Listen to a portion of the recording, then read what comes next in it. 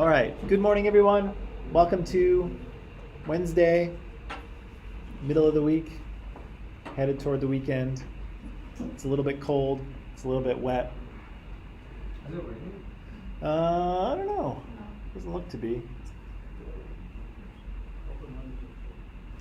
Don't worry. It'll rain again. This is Vancouver. But when the sun finally comes out, it's glorious, is it not? Yeah. So let me say good morning to some people here. So Hadil is here. Good morning, Hadil. Blake is here. Good morning, Blake. Michelle is here. Good morning, Michelle. And Adon is here. Good morning. Well, probably good evening to you, sir. Yesterday we were talking about Mesopotamia, right? And Baha's making a face like you. Mesopotamia is kind of interesting because it's a very ancient civilization. It is one of the first civilizations that appear on the face of the earth. It's one of the first civilizations that humans create. But interestingly, it doesn't seem to have captured the public imagination the way that Egypt has, right? Ancient Egypt is kind of it's almost a cultural thing that we're all aware of, and there's kind of movies like The Mummy and things like that. But there's not a ton of kind of cultural attention that's paid to Mesopotamia. Although that may change, because I just saw Marvel's teaser trailer for Moon Knight yesterday, and Moon Knight seems to have a Mesopotamian connection. I don't know if there's evidence, or it looks like in the trailer that the guy goes into this ancient sort of Sumerian temple, and maybe that's how he gets his powers. I don't really know the story. But maybe Mesopotamia will become more popular once it is referenced in a Marvel movie. But anyway, this is our first civilization. We started talking about it yesterday, and we said that it's not really a culture, but it's a place, right? It's a physical location. It's the land between two rivers, between the Tigris and the Euphrates. And so here we can see kind of a rough map of the area of the world we're talking about, kind of what's now Syria and Iraq and Iran. There's this river valley of the Tigris and the Euphrates that people were living in. And we've got evidence of people living there at least as early as 12,000 years ago. They start to farm, they start to build canals, and then they start to build actual cities, and really some of the world's first cities. And so by, the first people are kind of settling there around 12,000 years, and by about 8,000 or 7,000 years ago, we see cities have developed and sort of more complex societies are living there, which is kind of exciting. Again, we have a civilization that was kind of around at the same time that ancient Egypt was, but one that's very different because it's an area that was kind of occupied by different cultures at different periods of time. And so at first we have these Sumerians that kind of settled the place, and then later they get pushed out in favor of this Akkadian culture, and then they kind of get pushed out, and there's these Babylonians living there, and later on Hittites come in and sort of take over the place too. So the area is kind of constantly being reoccupied by different groups of people that live in the area, but not necessarily, in that river valley and in those cities. Maybe the Akkadians, but I know the Babylonians are referenced in the Bible. So if you're Christian and you're interested in the Bible, you will hear some references to Mesopotamian civilizations, because again, they're around at the same time as some of these Old Testament events are happening. Mesopotamia is going to be important to us for two main reasons, other reasons too, but two main reasons: because this is the first place that cities develop, and most of us are from a city, or at least you're living in a city now, but 7,000 years ago, cities were a brand new invention. It never happened before, and here they are happening in Mesopotamia. The other important thing that's happening here is writing, right? We're very reliant on the written word here in modern society, and that's created in Mesopotamia as well. I had a quick slide here on some dates and some sort of acronyms that go at the end. And so BC or BCE means before the year zero. And so we kind of organize our years before a year zero and after a year zero, which may or may not be confusing. But again, if you look at something that's 3000 BC, you have to kind of add on another 2,000 years to say that it's 5,000 years old or something. Confusing. Yeah, so the first cities evolve here or are kind of created here based on agriculture. And I showed you that little block diagram the other day of how intensive agriculture tends to create more food than people can actually eat, a food surplus. It allows people to do other things, and eventually that kind of leads to a hierarchical society, right? An urban society where some people are farmers, but some people are doing other things, right? They're craftspeople, they're traders, they're merchants, or they're kind of working in government, right? And so we have a society where people have different occupations, and that's new too, because if you go back to hunter-gatherer times, everyone's a hunter-gatherer, basically. If you go back to early farmers or early horticulturalists, everyone's a farmer. That's how you feed yourself. But now there's actually jobs, right? You actually have a choice of different careers, whether you're a farmer or whether you become something else. That's new too. We read this section of the textbook yesterday, just a couple pages, and I asked you a few questions. And so question one, just really quickly, why were these rivers significant for the ancient Mesopotamians?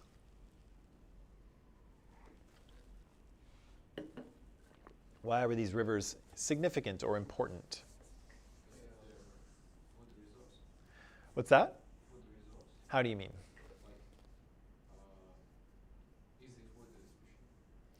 Okay, so they definitely could have fished from the river, absolutely. Right, so as society or as civilization started to kind of build and sort of become more complex, people were using that river to sail and transport their goods and trade and make cash, because people like to make money even thousands of years ago. Mulder? They can help with the farming because they're rich in, like, how do you say it, the nutrients for plants. Yeah. The river is going to be critically important for their use of agriculture, right? Because what's the climate like in this region generally? Perfect? You're biased, though. But what's it like?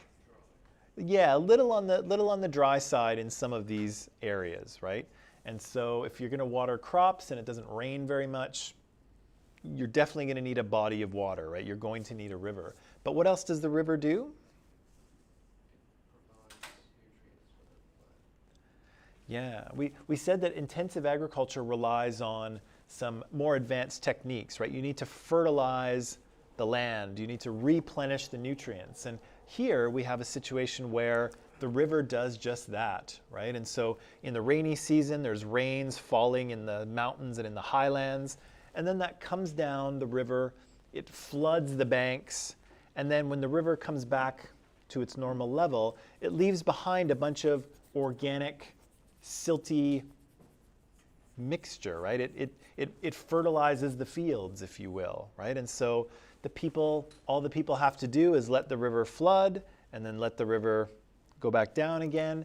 And then they've got a fresh layer of, very nutritious organic soil to grow their crops in, right? So they kind of don't have to fertilize on their own. Nature will do it for them, right? And so they're able to kind of use that property of the river in order to fertilize their fields and gain more and get more crops, right? So that's pretty useful. And of course, humans need to drink water, right? So if you're going to live in a dry part of the world, it's probably a good idea to figure out where your water is going to come from, right? And so the river offers them a steady source of drinking water and allows them to water their crops too. The textbook said that the river flooded, but what did the Mesopotamians do? How did they control that flooding? Huh? What? Swim? You guys are killing me. They built like a wall. They what? Yeah, they built like a wall. Let's give that a fancy word. What did they build? Huh? What? A what? A dam? No. Don't guess. This isn't guessing time. Sorry? What did they build?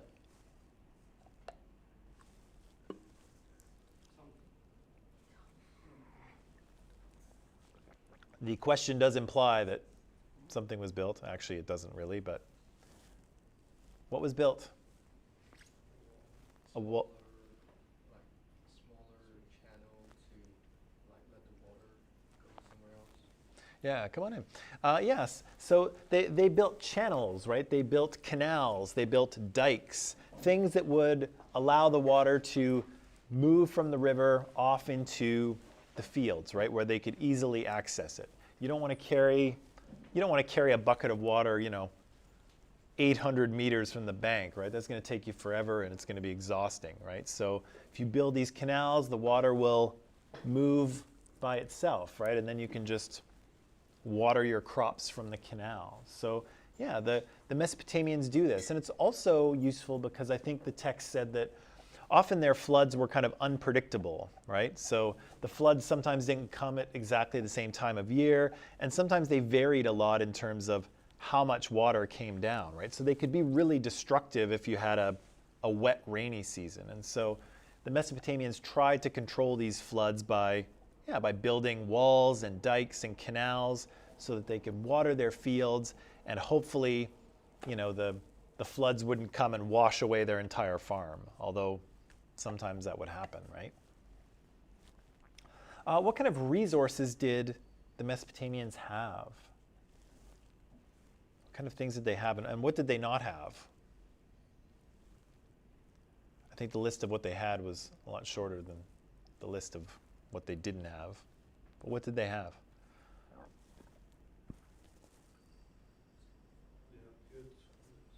They have what? Yeah, they were able to grow. They were able to grow food. What's that? They were farmers.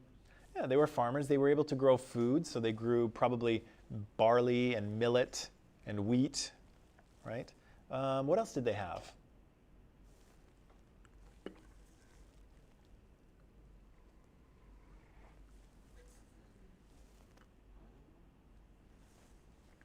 Yeah. Say again? Because it's close to the river. Sure. So they had probably domesticated animals as well, right? Cows maybe, or sheep or goats. Probably sheep and goats, to be honest. Cows eat up a lot of resources. What else? Farming tools. Sure, they had farming tools, but I'm kind of talking about like natural resources. What did they have and what did they not have? It's dry, so they don't have like. They have plenty of water. What's that? They had plenty of water. They had plenty of water.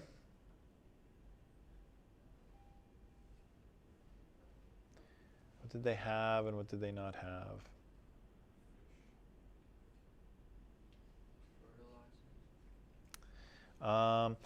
Probably more so from the river. Yeah, that's What do you, Mud thing. the mud thing? What about the mud thing? I don't know. They use that mud to build buildings. They use that monuments or something to build their houses. Yeah, they had a lot of mud. They had a lot of clay that they turned into bricks, right? And they built houses and temples and walls and all kinds of things with, right? So lots of mud that gets turned into bricks. Doesn't feel like mud would be a resource, but if you can use it, it's a resource. What else did they not have? Did they hunt for pearls? Did they hunt for what? Pearls? Pearls? Probably not. Maybe closer to the sea. So they had lots of mud, but what did they not have? Come on, guys. It's right there in the textbook. I'm looking at it right now.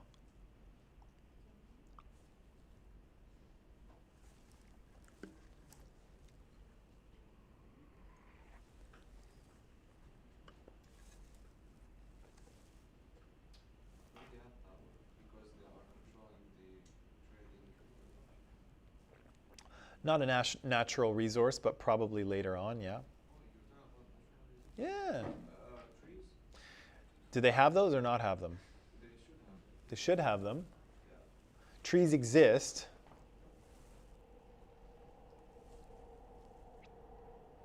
Does it like fly, walks on two legs? Can you give us a hint? Can I give you a hint? No, it's right there in the book.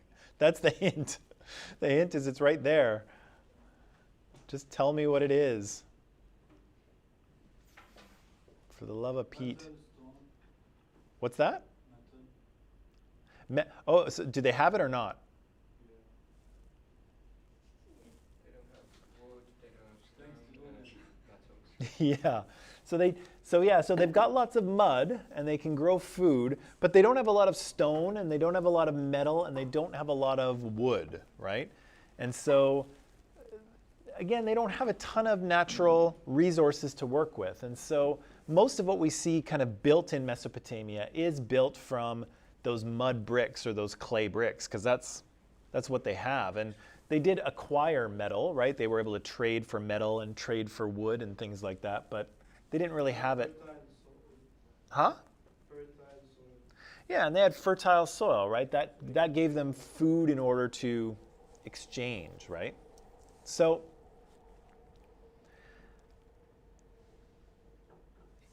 yeah, so despite kind of not being super wealthy in terms of natural resources, they do tend to, or they do manage to build a bit of a city and a civilization. What were these cities kind of like? What were they, what do we know about them? Right next to each other. Not quite right next to each other, but they weren't a huge distance away, right? What else did we learn about these cities? Made out of mud. Right? They're primarily constructed of these mud bricks. What else? Really similar to the They Aztecs. have temples. They were similar to the Aztecs? I think they constructed tall buildings and then their gods, the gods that they believed were up there. Good one, yeah. So they too, the Sumerians too, built these kind of pyramid-y, triangular type temples where, you know, the god would live atop them, right? Which is similar to the Aztecs and also very interesting because there would have been no contact between Aztecs and Sumerians, right? But they both had the same idea that, you know, the gods live up there, right? And if we want to build a house for the god, it should be up in the air, right? Up in the sky. That's interesting. What did they call these kind of big temple things in Mesopotamia? What? Ziggurats. Yeah, it's kind of a funny term, right? And so it's kind of roughly triangular shaped, right? Later we'll see the Egyptians kind of perfect pyramids and make nice triangular prisms, or if you will, or shapes. But the Mesopotamians have a roughly kind of triangular, squarey kind of ziggurat that they built from mud bricks, which is the home for their god, right? And every city has its own god as well, right? A god who is seen to kind of own and protect the city. Let's see. Oh, and the last question here is that the Sumerians were polytheistic. What does that mean? They worship multiple gods. Yeah, they worship multiple gods. So poly is many, and what is it? Thea? Like atheists. Yeah, it has to do with sort of the supernatural or gods. I don't know what it means. I probably should know that, but I don't.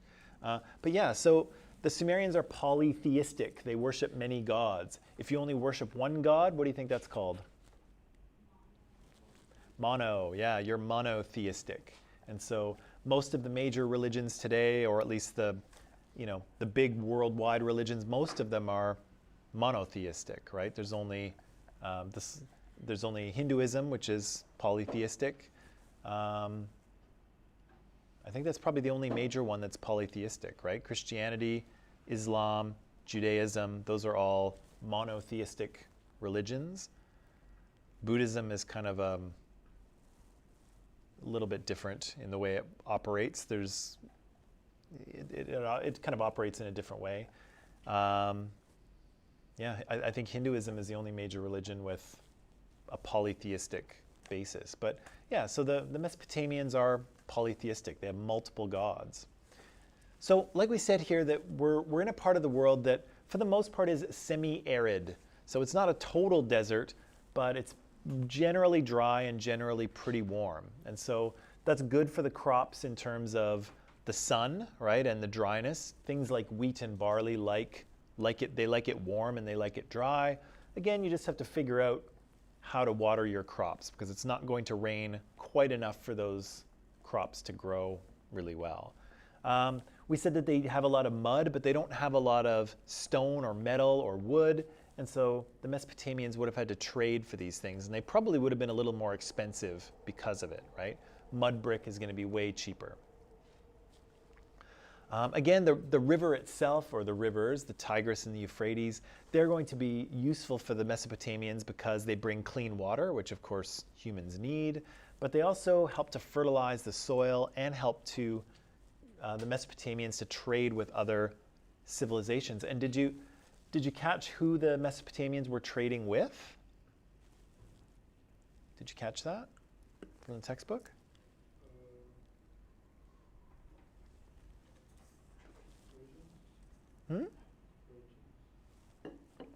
Did you say Persians? They don't exist yet. Their ancestors exist, but there's really no Persians quite yet. Huh? Yeah. So the Mesopotamians are trading with civilizations in what's now Pakistan and India. So we haven't really talked about this, but there's an ancient civilization in the Indus River Valley in kind of India, Pakistan, and that civilization is actually trading with the Mesopotamians. So global trade, right? Global trade is thousands of years old, 5,000, 6,000, 7,000 years old. We found artifacts that originate in the Indus River Valley. We found them in Mesopotamia, and likewise, things from Mesopotamia we've found in the Indus River Valley. So they have a trade relationship going on thousands of years ago, and the same thing with Egypt. Egypt is interacting with Mesopotamia as well. So again, this is a very early civilization, but they're not isolated, right? They're in contact with each other through trade. So again, in order for the crops to succeed, these people need to create canals and some form of irrigation, right? Some ability to water the crops. And again, this would require them to cooperate and to have someone organize their efforts. And so that's going to result in an administration. It's going to result in priests and kings and all sorts of things. There's actually a very interesting idea. Let me just see what my next slide is here. Oh yeah. There's a very interesting idea in terms of the creation of gods. And I don't know that this is accepted by everyone, but the way I read it was hunter-gatherers often, they have a god, but often when you're looking for food or when you're hunting, you're dealing with the animals you're hunting on a one-to-one basis, right? So often indigenous people, when they hunt and they kill an animal, they might be, sneaking up on the animal with their bow and arrow, and they might say, I need to feed my family, please allow me to catch you, kind of thing. And then when they kill the animal, if they shoot a deer and the deer dies, they go to the animal and say, thank you, deer, for sacrificing your life so that my family and I can eat, right? And so you're dealing with animals one-on-one. But when you start to domesticate animals, right, when you start to put them in a pen, right, and own them, and when you start to take care of crops and plant them, again, you're not dealing with the crops because you own the crops and you own the animals. And so you need, if you want those things to succeed, you need something higher, right? And so people start to look up and say, you know, please God or gods or whoever, please make me have a good harvest, right? And so it changes the relationship from like animal to person and instead turns it upward. And so people start to look to a higher power to help them be successful with these plants and animals that they kind of control now. Whereas before they didn't control the animals. I'm not explaining it very well. It's a very interesting idea. So here's some pictures from kind of what was Mesopotamia. This is, I'm not sure if this is the Tigris or the Euphrates, but it's one of those rivers. And you can see just by looking around, we have a river, but we also have a very reasonably dry environment, right? You can see we've got some well-watered fields in the background that are quite green, but you can see it's a little bit rocky, it's a little bit mountainous, a little bit dry, right? Here you can kind of see a similar situation, right? Kind of a pretty dry environment with, you know, some green next to the river. It's actually quite beautiful. I don't know where this is, but it's, yeah, it's quite beautiful. Any ideas? Does it look like anything that you've seen?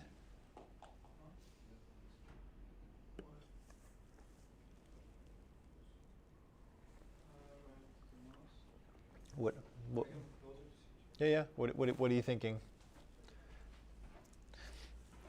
I think when I originally found this, Yeah, that's some kind of mosque. there's a mosque there. Oh, I see. Okay, That's where they stand and right where the call to prayer comes from there. Yeah, I don't know. I think I would have Googled, you know, Mesopotamia or one of those countries.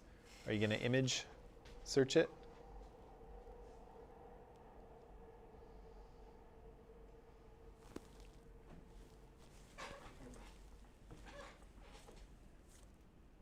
maybe they Okay. Let me know if you find it, okay? So, but anyway, you can see it's a reasonably dry environment, but it can be green next to the river if you irrigate properly, right? Again, they had some resources, but you know, a lot of the things that civilizations need, like metal and wood and building stone, the Mesopotamians don't have, and they have to trade for it. The same thing won't be true of the Egyptians. We'll see the Egyptians actually have quite a bit of resources, which makes them kind of wealthy from the start. So the first people to live here, or the first culture we have evidence of, are the Sumerians, right? And they show up in the archaeological record around 6,000 years ago, or maybe 7, depending on where you want to start their culture. They start to farm in this area, and they slowly start to build a civilization and build cities. And again, it's pretty interesting to think that at their height, Sumer might have had a population of almost 1 million people.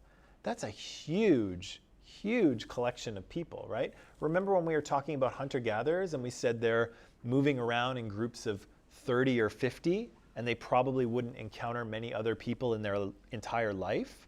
So we've gone from that to maybe 1 million people living in a city together. Crazy. And of course, to us, I know that's boring, and like, you know, 1 million is not even a real big city, to be honest. But for 7,000 years ago, revolutionary, right? People, 1 million people living together, working together, cooperating in some way, sharing some sort of culture and language and set of customs and set of laws. Never happened before, right? And here it is happening for the first time. Some of the oldest cities, again, are about 5,000 years ago, and Uruk is said to be the oldest one, or thought to be the oldest one. And I think this slide basically says what I've already said, so sometimes that happens. I'm just going to keep going. Again, what were these cities kind of like? And so I've got a picture, I think, or two to show you here. But Yeah, so these cities are centers for political and economic and religious activity. So again, we've got maybe 1 million people and they're all cooperating. And so the city serves as kind of a center for that cooperation, a center for political control, a center for economic cooperation like markets and things like that, and a center for religious activity, right? And we already said that those ziggurats were almost, were kind of a central feature of these cities, and in the center there'd be this big ziggurat. Do you think that religion was probably an important thing to the Mesopotamians? Yeah, what? Because they have nothing to do else, like when sunset. There's no Netflix. No, nothing. There's no Netflix. There's no internet. What were these people doing with their time? Huh? Because you said before that they looked up to higher beings to help them with their crops. Yeah. So I guess religion's important. Sure, right? So they probably would have spent time in prayer and in ritual and worship sometimes, right? The gods were important, right? If you wanted your farm to be preserved and your harvest to be big and bountiful, then you have to honor the gods. You have to pray to them and sacrifice to them, right? They would tell stories, Sure. like produce. Sure, there's lots of, well, actually, there's not lots of stories, but this civilization actually is where we have evidence of the first human story.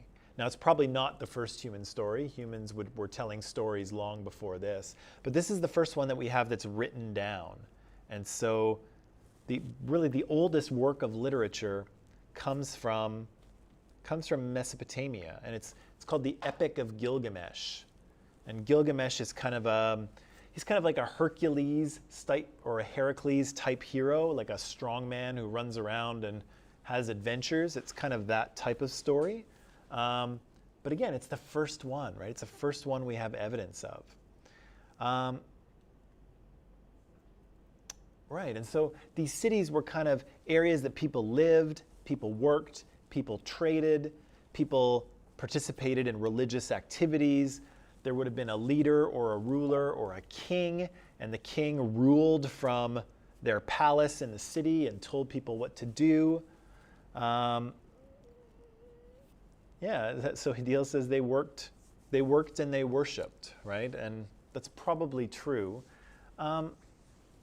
But I think what's also kind of useful to imagine is that, remember that these people are just like us, right? They have the same kind of emotions and feelings and needs and wants. And so, yeah, people worked probably quite hard in their farms or in their, making their crafts.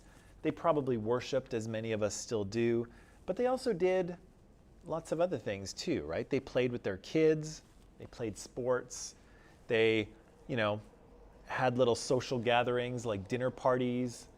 The guys probably went out for beers. Actually, the Mesopotamians invented beer as well, by the way.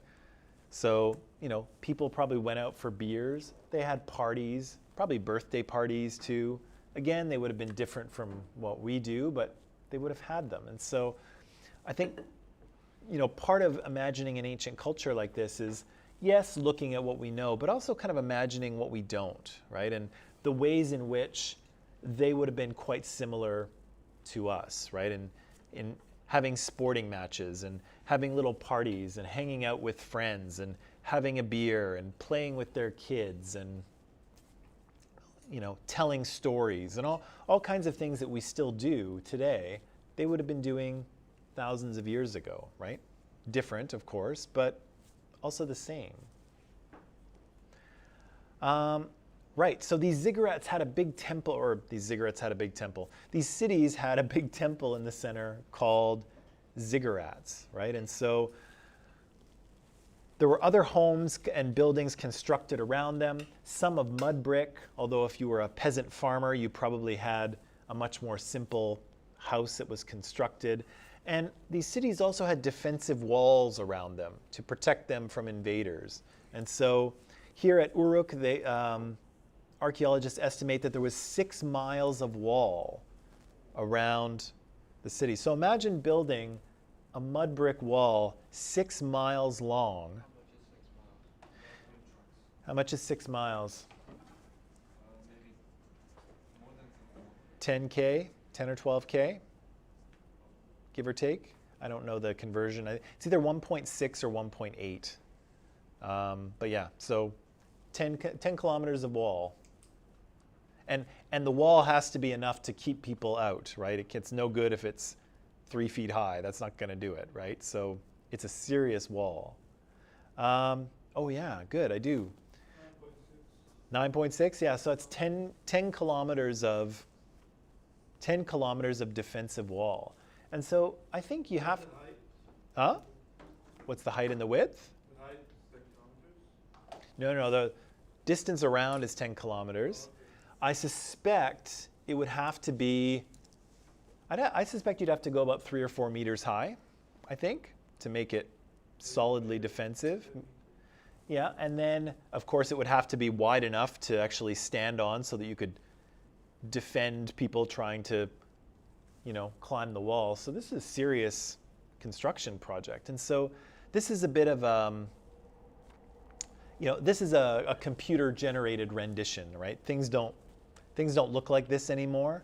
As it turns out, the mud bricks don't preserve as well as actual stone does, and so the mud bricks kind of get eroded and worn away.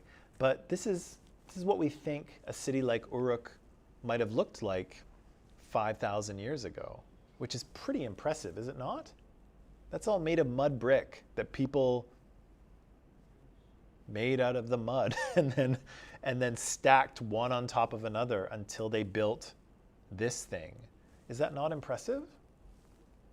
That's wild, right? And these people have no real technology, right? There's no technology that goes into this, really. This is just a little bit of ingenuity and engineering and hard work. Super impressive, right?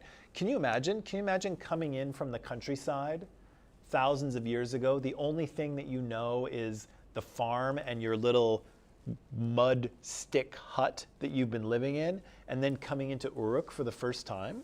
Can you imagine seeing this? Unbelievable, right? Unbelievable. Again, some of these ziggurats have not weathered the test of time. So this was a ziggurat thousands of years ago. Here you can see it's kind of all eroded and covered in sand, and it's kind of been reclaimed to the desert. So unfortunately, some of these sites haven't really stood the test of time. They haven't preserved very well. But I don't know. I think it's very exciting to think of something like this existing thousands of years ago with people, moving through these cities and trading and worshiping and getting the things that they need and maybe just enjoying a day in the city. Interesting and exciting, right? And again, people doing some of the same things that we do today, in a different way, totally different context. But, does anyone just do that? Like go into the city and walk around with your friends, either here or at home? Sure you do, right? Can you imagine people doing that thousands of years ago? Hanging out with their friends, just going into the city to see what's going on? Yeah, they definitely did that, right? They were definitely doing that. And so, again, it's interesting to think about these people living a very different lifestyle from us, but it's also interesting to think about them having a very similar experience and probably doing a lot of the same things that we like to do as well.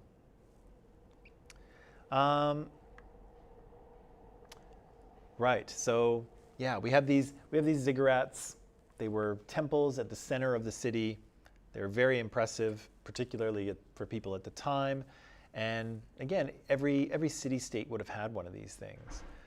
It's probably worth noting, though, that the ziggurats were not made for public worship. And so maybe those of us who are Christian or Muslim or Jewish or something, maybe we're used to going to a temple or a church or a mosque or some sort of building where we all go in kind of to the house of God and we worship, right? That's kind of what is done, right? But here, the ziggurat wasn't for the public. It was the house of the god. And so only the priests were allowed to go in and sort of do the appropriate rituals to sort of keep the god happy. So it's kind of a difference, right, in terms of whether the people were allowed to enter the temple or whether they were barred from it. And actually, this brings up a very interesting concept, and I don't know if I have a slide on it, but it's the division between, this is an anthropology thing, division between the sacred and the profane.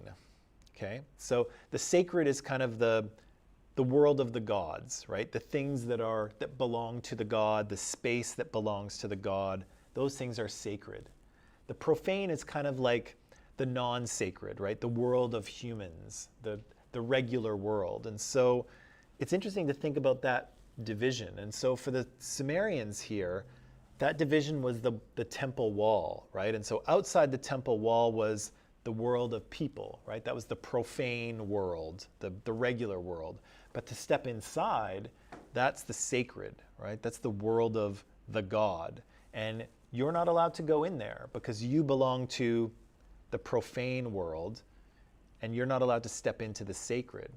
But sometimes there's little rituals that allow us to pass over. So if you don't mind my asking, is anyone in the room kind of religious? Like, do you go to church or temple or something? Yeah? When you enter the mosque, do you have to do anything? Is there a custom you do when you come in? You say salam alaikum, right? You take off your shoes because your shoes have the profane world all over them, right?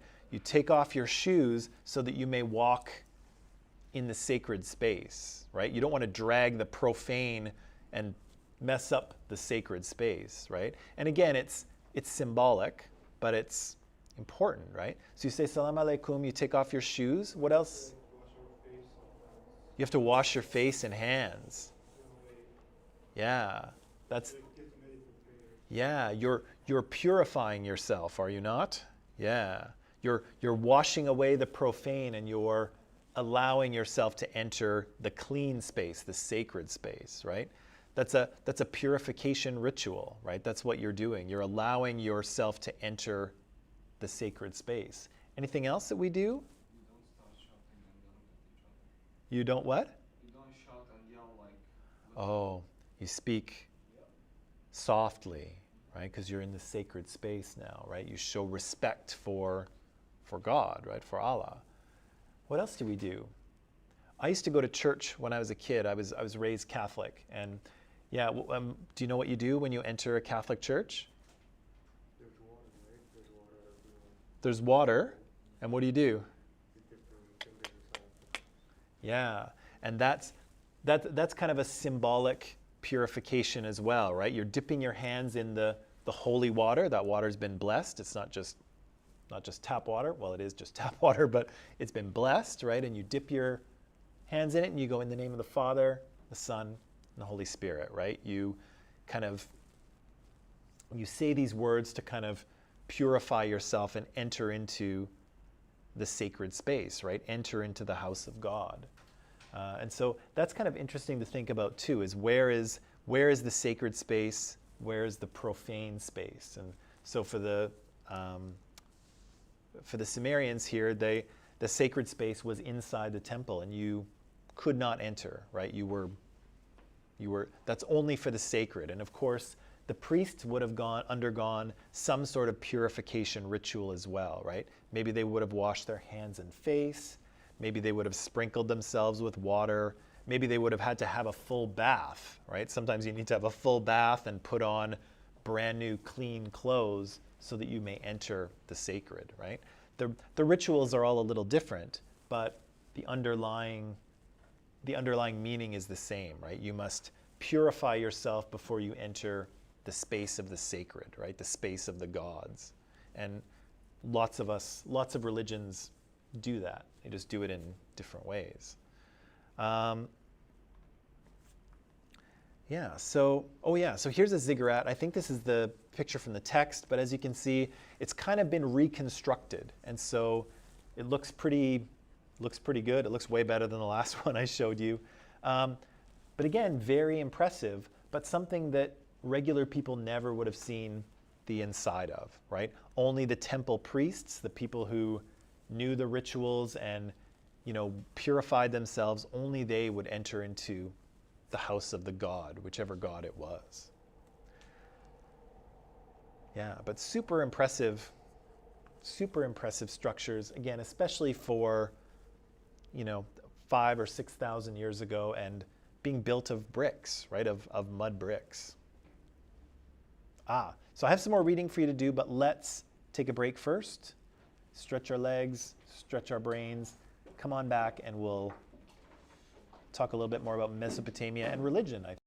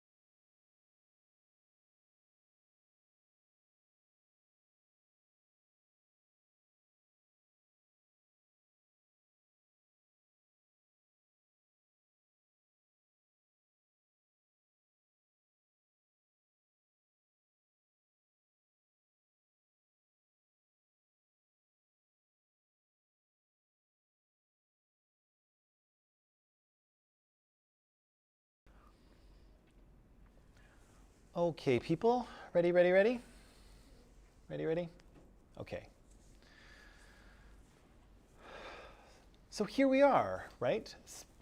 5, 6, 7,000 years ago, ancient Mesopotamia, and people are starting to kind of come together and live in larger groups, much larger than they've ever lived in before. They're growing their own food. They're creating all sorts of different crafts and materials. They're trading with each other, and they're trading with places thousands of miles away in the Indus River Valley and in Egypt in the Nile River Valley. They've got this complex religion. They've developed some sort of science and engineering, right? I think we could agree that you can't just build that without a plan, right? That requires engineering and surveying and mathematics to figure out how to build such a thing. And these people do. They figure it out, right?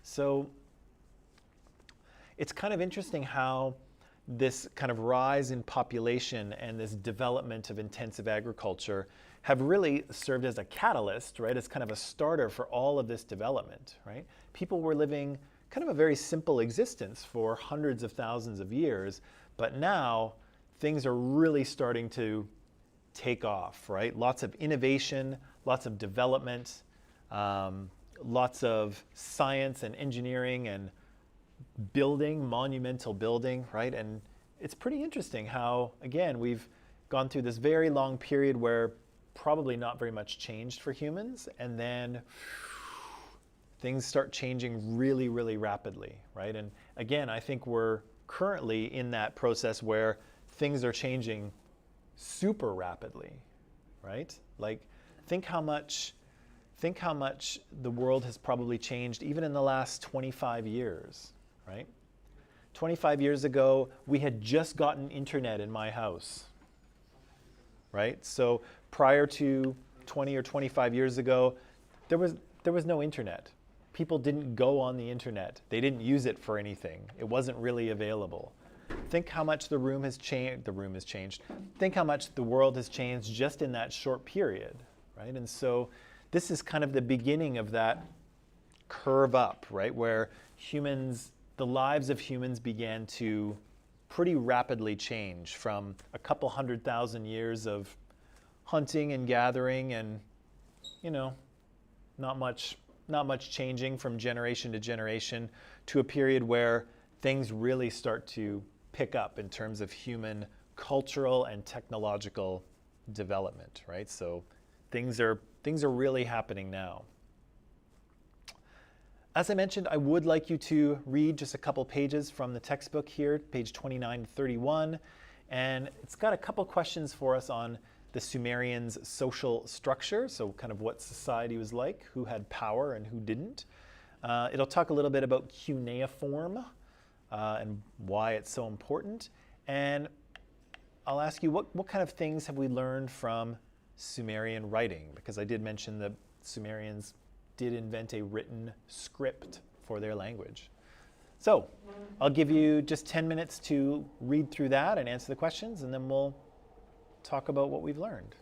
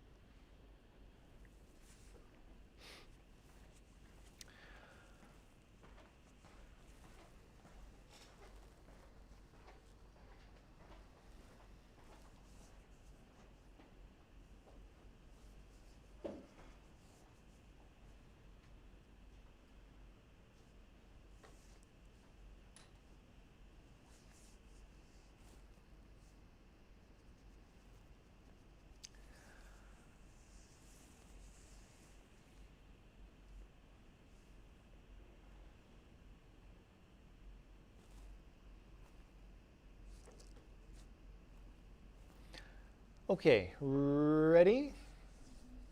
Ready? Okay. So fascinating stuff here, right? Not only do we have this kind of technological complexity and cities, but we also have this social structure forming as well with all kinds of different people. And so what kind of positions are there in this social hierarchy? Who can you be? Kings, priests, farmers. Right? So we've obviously got a king. Each city or city-state will have a king, probably his wife who's a queen.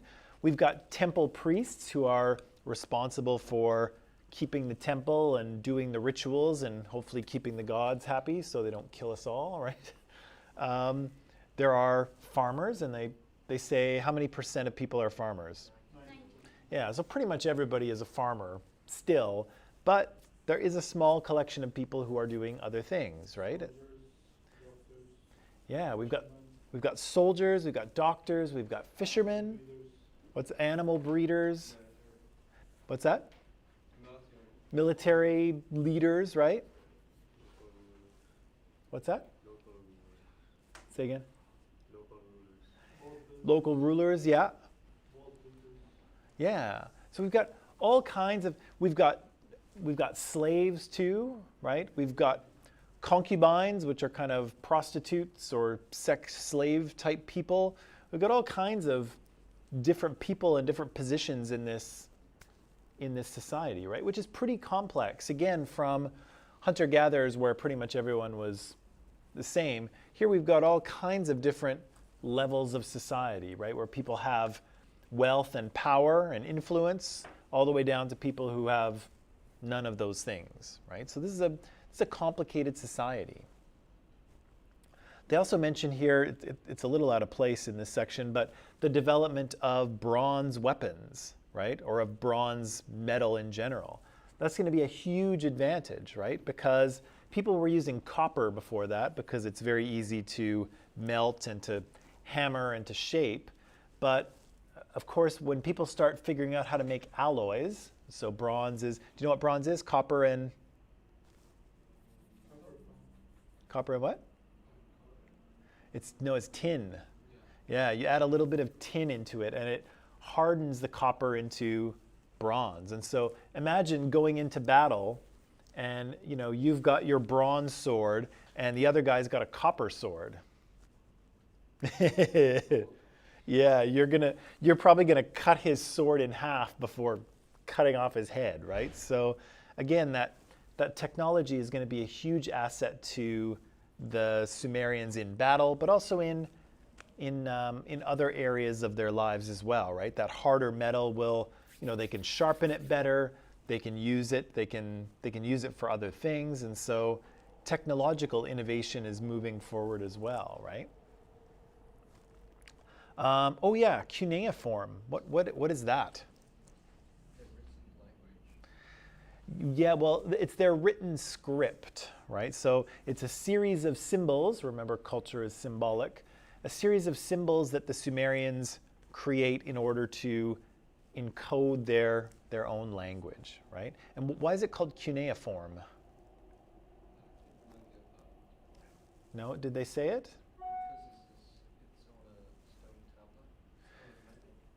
Because it's on a stone tablet. Well, later it's on stone, but what? They developed arithmetic as well, so they could do math.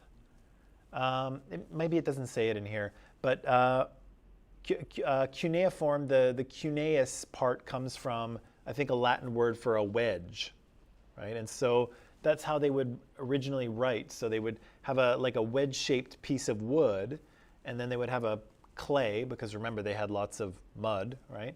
And they would press the letters into the clay, right? And you can kind of see that in the textbook on page 29 of the PDF.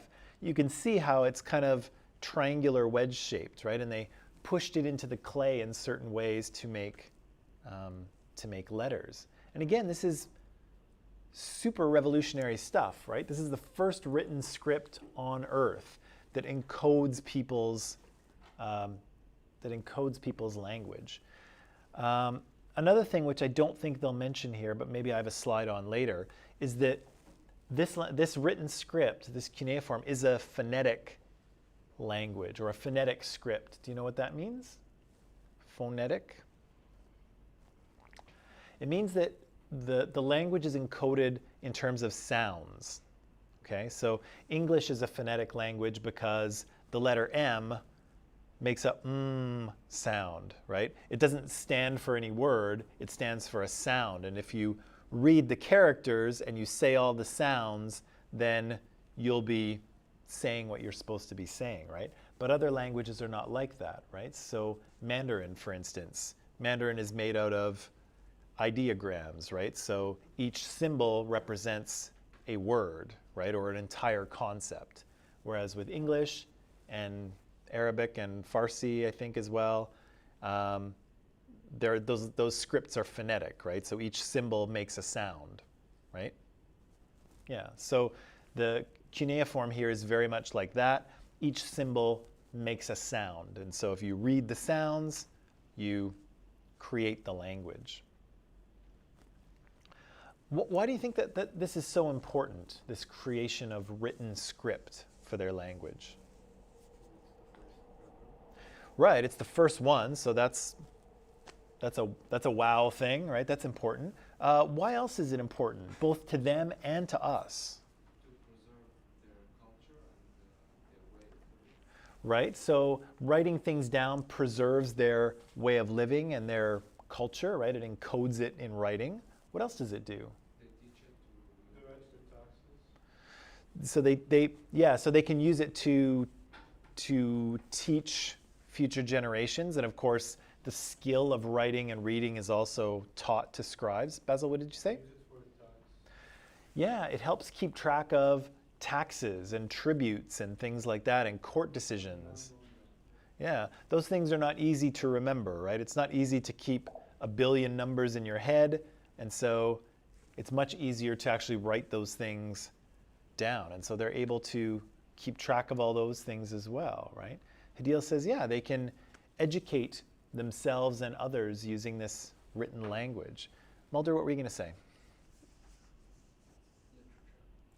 Yeah, they can write down their stories, right? And again, we have their story. We have the Epic of Gilgamesh. We can read it.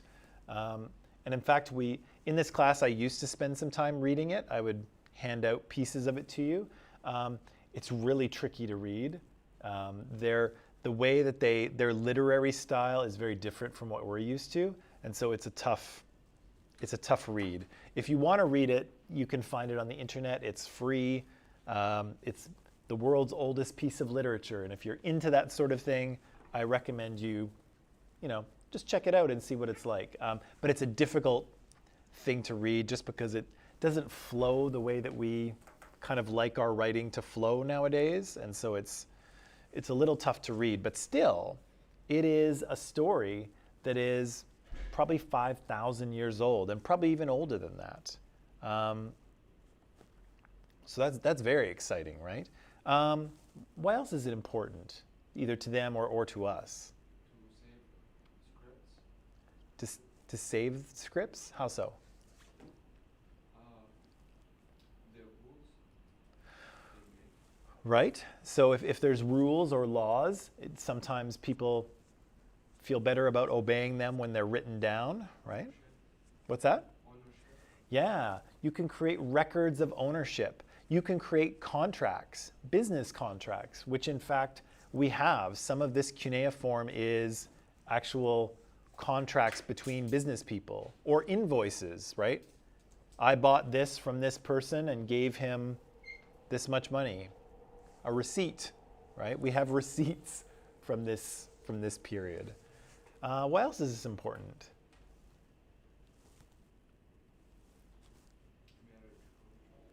Sure, marriage contracts, records of marriages, and I think we have those as well. What's that? Oh, the king list. Yeah, there's a record of all of the kings of Uruk and Sumer and other cities as well. And of course, one of those kings is actually Gilgamesh, which is interesting. although I assume he probably didn't do all of the things that he did in the stories. They probably fictionalized him a little bit, especially because he was half god. He was a demigod, so I assume the real king was not, but who knows? Why else might it be important to us?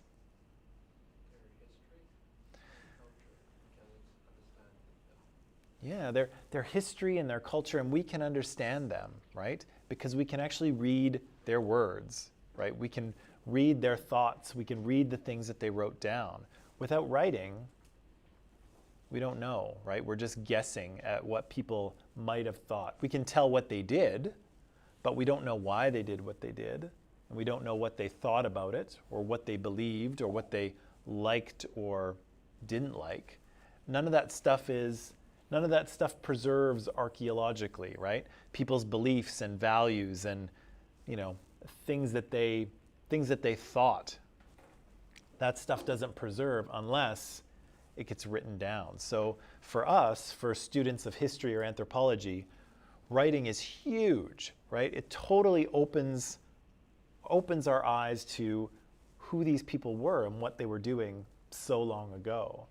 And yeah, that's what's really exciting, is that you can hear what these people were thinking and feeling and believing in their own words. And you don't have to, sort of just randomly guess, as you have to with non-literate societies. So I think we've kind of answered this third question here anyway. What we've learned from Sumerian writing, yeah, we've learned about their sort of governmental system, their economic system, their social system in terms of marriages. What's that? The way of marriage. Way of marriage, right? How marriages work. What's that? It's arranged marriage. Yeah, it's an arranged marriage, right? So nowadays, well, not in all countries, of course, but in the West here, people get married because they're in love, right? Fall in love, and then you get married. But of course, in other countries and in other periods of history, marriage was a contract between families, right? It was a union of families, not a union of individuals, right? So here we hear about marriages and who makes the decisions and how those get arranged. What else do we learn? Stories, right? We learn the Epic of Gilgamesh. We learn about their religion, right? We know who their gods are and what they were the gods of and what those gods were like, right? We don't know those things unless people write them down and tell us. So writing's hugely important, right? For the study of kind of ancient history like this, we can learn so much more if people have actually written things down. When they don't write things, we're kind of left to make some guesses about what they were thinking and feeling and believing. But here, it's much easier if they just tell us what they're doing. And again, they do tell us, right? They tell us in cuneiform. And we have lots of cuneiform preserved from this period of history. As it turns out, if you take a piece of clay and maybe you write something in it, and then you fire it, right? Like you cook it in an oven. Those things preserve really, really well, right? Imagine if the Mesopotamians had written everything on paper, for instance. Paper doesn't preserve super well, right? It tends to get dry and crumble and, disappear into dust. But clay preserves much, much better. And so we have lots of writing from this period, and we've been able to learn lots of things. So the Sumerians start doing this. They invent their language in clay, which is why it looks the way it does. But then later they use that and they actually carve it into stone. And of course they use the same shapes that they used in clay. So yeah, we have lots and lots of writing from this period. Some of it's business and tax forms. Some of it are lists of rulers and things like that. Some of it's prayers and sort of religious hymns. And some of them are stories. We have tons of stuff from this era. And so here's an example of a cuneiform tablet, right? And so it's just a small little piece of clay. It's kind of been cooked, so it's hard, but they have written on it. And I don't know about you, it looks like a fairly complex language to read, and I think that it is. But people can read this just as easily as you can read, you know, the textbook on your computer. Oh, I didn't have I thought I had a picture of the cut into stone as well. And so language and written language is important for us, right? Number one, because first of all, people can just tell us what they were thinking, which is very beneficial, right? We can't know those things unless people write them down. But it's also interesting to think about how language influences how people understand the world. And this is something that might resonate with you, because I imagine in this room, pretty much everyone speaks a second language, right? Who speaks a language other than English? Raise your hand. Yeah. Does anyone speak an additional language? 3 languages? Woo! 4? No 4s? Okay. 3 is really impressive. 2 is impressive. But the reason why I bring it up is, do you find that when you are trying to translate something from one language to another, or you're trying to say something in one language and another, do you find that things don't translate perfectly? Yeah, right? Like you want to say something in your native language and then you try to say it in English, but you kind of have to like rethink about it. You have to think about it again, or you have to think about it in English in order to get it out, right? It does not make sense in English. What's that? Or even sometimes it does not make sense in English. Right. Yeah. So, and some things in one language don't make sense in another, right? And so that's super interesting. And linguists have kind of speculated on that. And one thing I'll just kind of draw your attention to here is something called this Sapir-Whorf hypothesis. And so it's two linguists or sociologists, I forget who they were, one named Sapir and one named Whorf. And their idea was, and it's been kind of criticized, so it's not a 100% accepted idea, but the idea is that the language that you speak actually influences the way you see the world, right? And so the idea here is that, yeah, like some things that you say in one language don't make sense in another, right? And the reason is that when we create a language, we kind of divide up the world into pieces, right? This is a table, and a table is different from a chair, right? And a chair is different from a dog, right? And this is a wall, but that thing that swings is not a wall. That thing is a door, right? And so we're kind of dividing up the world into different pieces, and assigning those pieces a label, right? A word. And again, all languages kind of do this a little bit differently, right? Sometimes we group things together and make them the same. Sometimes we have lots of different words to separate out one concept. And so Sapir-Whorf say that actually, because of that, because you divide the world up differently, and because I think we all think in a language, right? Whether it's English or whether it's another language, you know, you kind of think through things in language. Do you not? Do you kind of talk to yourself in your head a little bit? Yeah, we all do. So Sapir and Whorf are saying the language that you are thinking in actually influences the way you think, because that language has divided up the world in specific ways. And so the way you think through things to some degree is influenced by the language that you're thinking in. And so to speak a language or to think in a language is actually to approach the world from a certain perspective, to see things through a certain kind of lens. How's that sound? Does that resonate a little bit? Yeah, whose quote is that? To speak another language is to possess another soul. Have you heard that one? No? I thought it was a popular one. Yeah, I've heard it like a Turkish novel. Okay. A different version, slightly different version of? Each language is different tongue. Is a different Tongue. a different tongue, yeah. So it's an entirely different, It's a different thing that is speaking, right? And so, yeah, it's the same idea. To speak in a different language is to almost to be something slightly different than what you are. And so Sapir and Whorf are saying the same thing, right? And so that's interesting as well, not just in terms of looking at the Sumerian language and looking at just what they're telling us, right? Here's the story of Gilgamesh, blah, blah, blah, blah, blah. But it's also interesting to see how have they kind of divided up the world? How have they encoded it? How have they taken their reality and attached symbols to it in a way that's maybe similar or maybe different from the way we've done it in our language, right? So that's kind of useful as well, and that's what makes language, written language, so informative.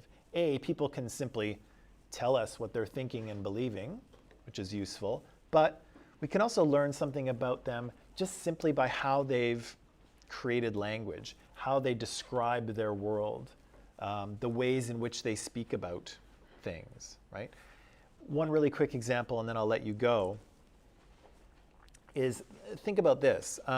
English works in a way in that we have kind of a subject-object thing, right? Where there's a subject of a sentence. Usually that subject is performing an action on an object, right? That's the ground level grammar.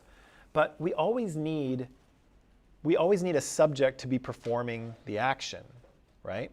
So but this creates some weirdness in the language. So if I look outside and I said, oh, it's raining, that's a normal thing to say, right? For me in English, I think we said that earlier, right? Is it raining? Oh no, it's not raining. Or oh yes, it is raining. But I ask you, what is it?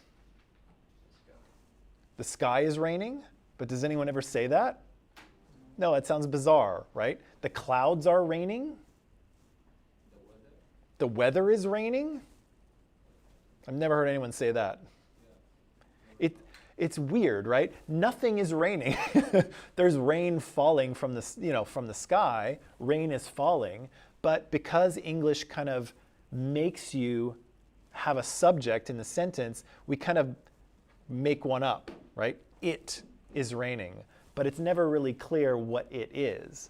But in other languages, you can simply say, raining. And it's grammatically correct. And you don't have to attach an object to that rain, right? So, again, it's kind of a weird thing, but I'm just using it as an example that, English wants to see the world a certain way, right? English wants something to be doing something to something else. That's kind of how the basic grammar works. And so sometimes we force our experience into describing things even when they don't really describe it. It is raining. There's no it. We never say what the it is. I've never heard anyone say the weather is raining. I've never heard anyone say the sky is raining. I've never heard anyone say the clouds are raining. It's just raining. It's raining. But there's no it. What's that? Maybe. It's Where the rain comes from? well, I'm not saying I'm not making a statement about where it comes from. I'm making a statement about how people describe it. And nobody, yes, but nobody says that in common speech, right?